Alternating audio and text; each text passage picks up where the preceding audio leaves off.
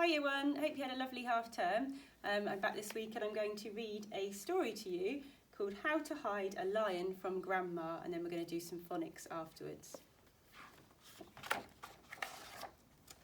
So there was once a lion who lived with a little girl called Iris.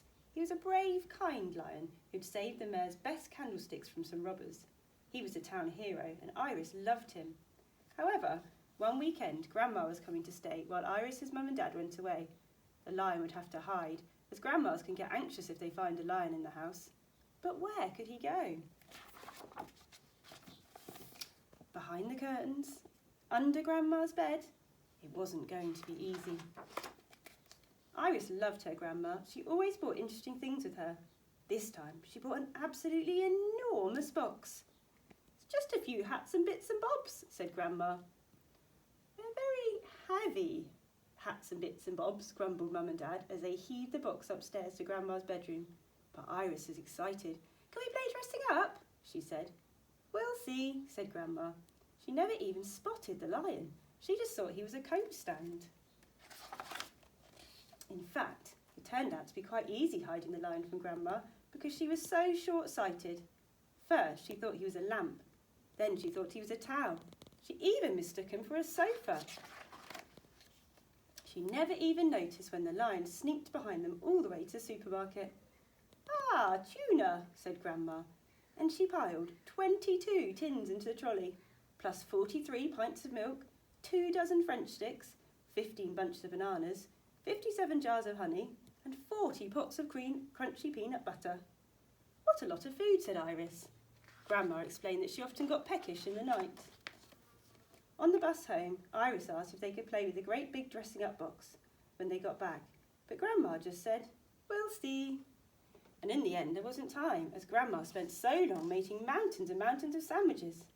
"Oh, I do like a little snack at bedtime," she said, and she took the whole tray up to her bedroom.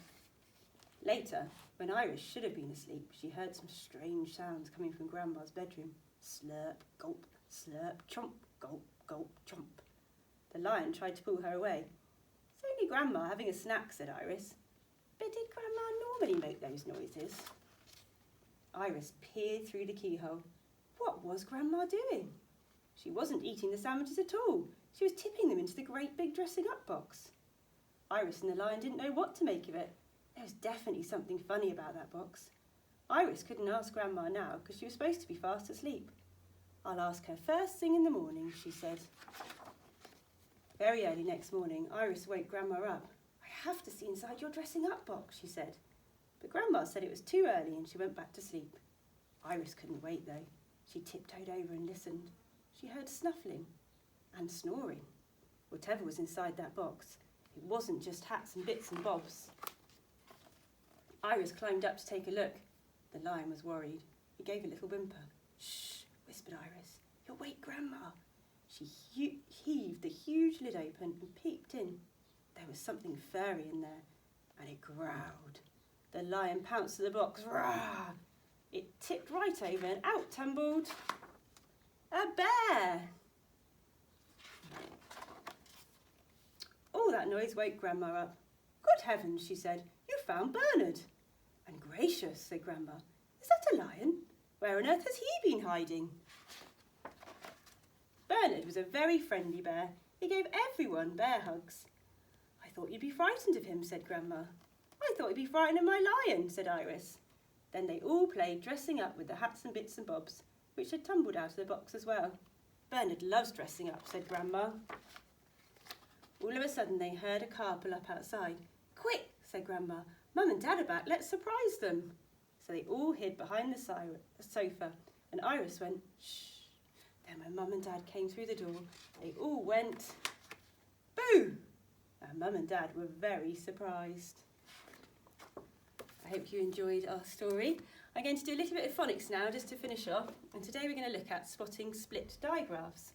And split digraphs make the sound A, E, I, O, U, and these are our vowels, and vowels are in most words you'll find. So there's a little rule or rhyme that can help us remember this. So it says, when two vowels go walking, the first one does the talking. So the A and the E make the A sound. The E and the E make the E sound. The I and the E make the I sound. And the O and the E make the O sound. And the U and the E make the U sound. Now you might notice that all our split digraphs end in an E. So I'm going to show you some words now, and I want you to have a look and see if you think there's going to be a split digraph in them. So we're going to have a look for the letter and the E on the end of the word. So we're going to have a look at each word together. So let's have a look at this one. Is there a letter E on the end?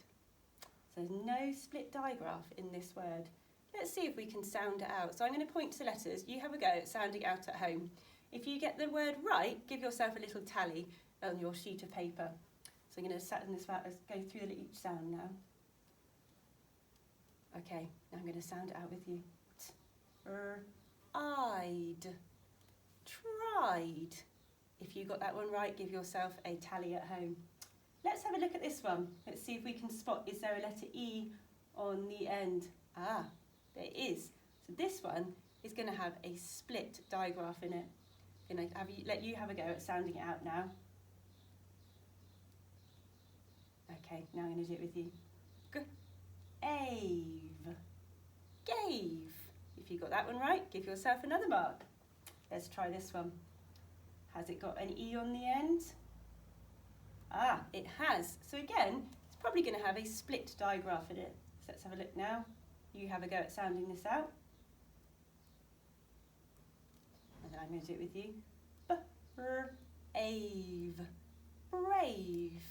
Give yourself another tally if you got that one right. Let's have a look at this one. Has it got an E on the end? No. Let's sound this one out then. Okay, I'm going to do it with you now. I'd.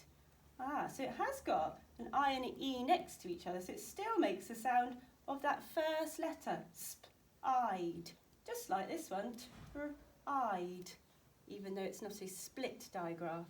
Let's have a look at this next one. See, is there an E on the end? There is, so we've got a split digraph in this one again.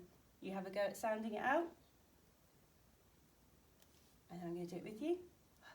Home. Home. Remember to give yourself another tally if you got that one right. Let's move on to our next one. Is there an E on the end? There's not a split digraph in this one. You have a go at sounding it out. And I'm going to do it with you. And these two make the sound O. So toes. Toes. And again, we've got our two vowels together, so they still make that O sound, even though it's not a split digraph. Let's try the next one. Now I'm going to sound it out with you. I'd. Hide. Oh, and I forgot to say, did you notice that did have an E on the end, so there was going to be a split digraph in that one. And the last one. Is there an E on the end? It's going to have that split digraph in it, so let's sound it out together. Cube.